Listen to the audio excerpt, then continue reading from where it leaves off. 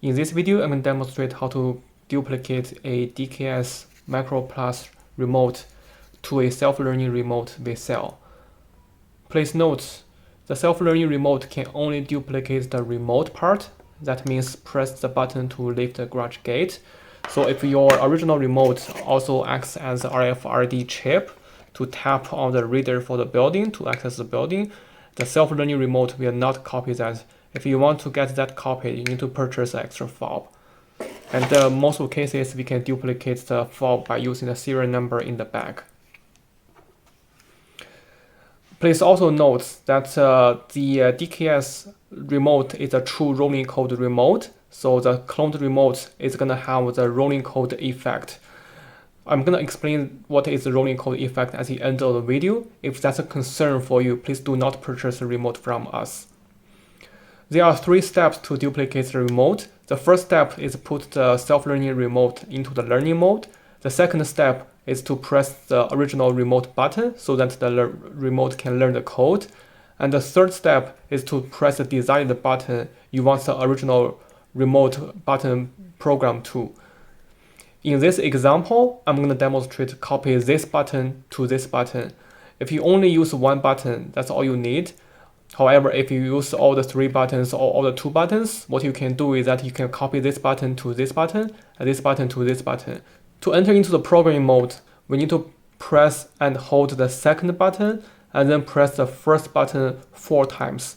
Press and hold 1, 2, 3, 4. Now it's in learning mode, so you just need to hold the original remote. And sometimes you need to release it and hold it. You can start to turn solid red and keep doing that. Then it's flashing. That means it's learned the code. Then we press this button. Now this button is this button. Next, I'm going to show you what is the rolling code effect. This is the setup with the DKS receiver, and this is the original remote. This is the cloned remote.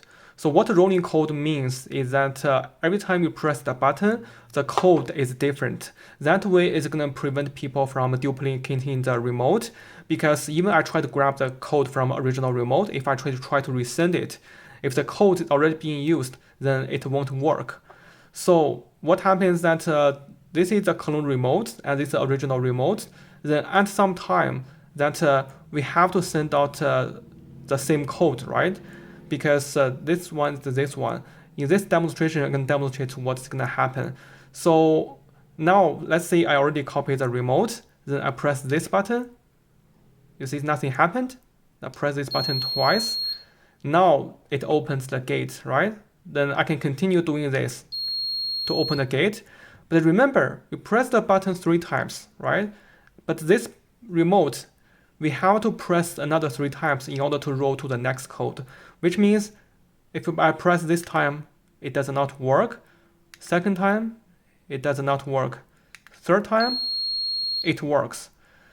Now the remote, this remote sends out this code, right? And if I try to press the original remote, this time it does not work. Then I have to press the second time.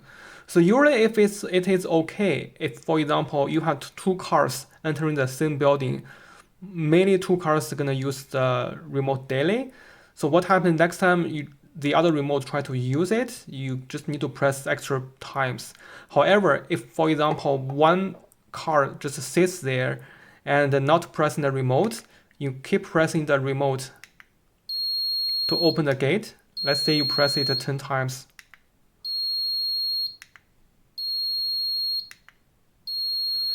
Now, after a couple of times, this guy tried to open the garage gate.